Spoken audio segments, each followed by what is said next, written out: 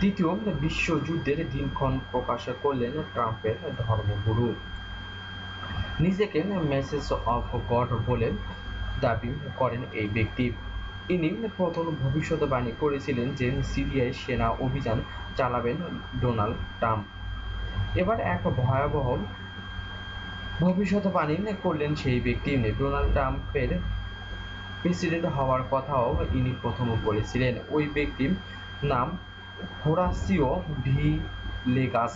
তিনি জানান কয়েক সপ্তাহের মধ্যে শুরু হয়ে যাবেন পরমাণু যুদ্ধ।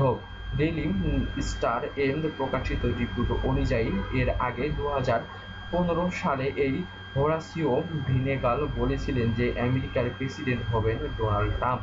তিনি নাকি আগে বলেছিলেন যে ব্যবসায়ী হবে আমেরিকার প্রেসিডেন্ট এবং সেই বিশ্বকে তৃতীয় বিশ্বযুদ্ধের দিকে ঠেলে দিবে। তার একটা কথা আগেই বলেছে। তিনি বলেছিলেন সিরিয়ায় হামলা চালাবে আমেরিকার প্রেসিডেন্ট।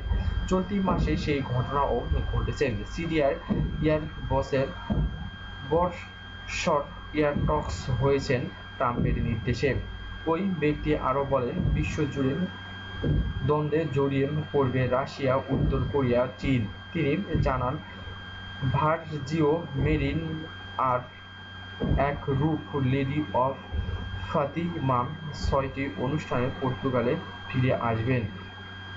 1917-র 13 মে তিনি প্রথমবার পৃথিবীতে এসেছিলেন বলে বিশ্বাস করা হয়, আর সেই ঘটনাও 100 বছর পূর্তি হয়েছে।